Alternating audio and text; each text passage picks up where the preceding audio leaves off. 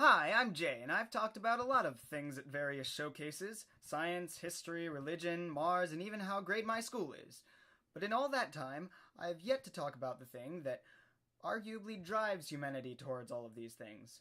So today, let's talk about stories. You've probably experienced a lot of stories in your lives, and some of them were probably about heroes.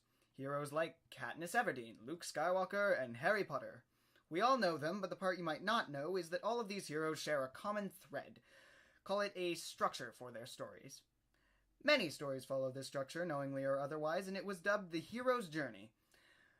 The idea was proposed by this guy who wrote a book called The Hero with 1,000 Faces, in which he said that myths and stories throughout the centuries all followed a certain structure that could be decoded.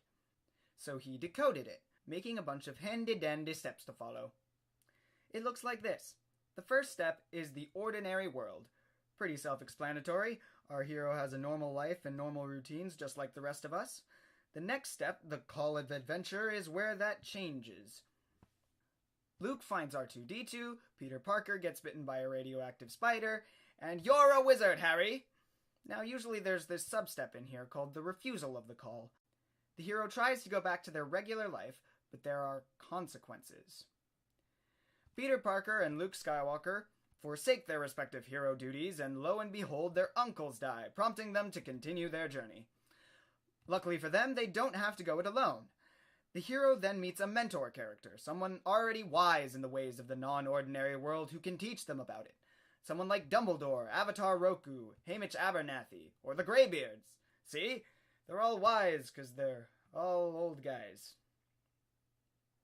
After they meet their guide, they cross the threshold into the non-ordinary world, which we're going to call the special world. Here, the hero meets tests, allies, and enemies. They meet their Han Solos and Boromirs, but also their Prince Zukos, Team Rockets, and Jack Noirs.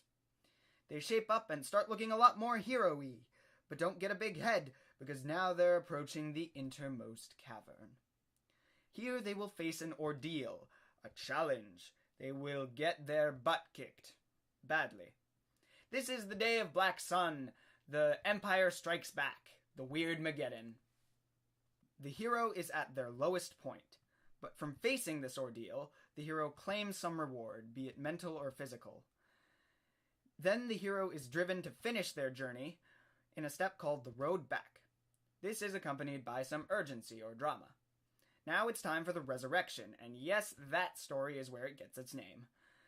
The hero faces death and rebirth, kind of like the ordeal, but different.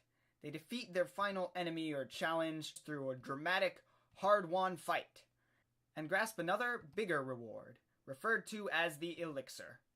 The story's climax is over. Then comes the final step, Master of Two Worlds. The hero is returned to a routine, an ordinary world, but is still changed in some way by his journey. Harry Potter falls into a relatively normal life as a wizard, but he and his situation are very different from the beginning of the series. Katniss leads a better life than when she was in District 12, and she's been undeniably changed.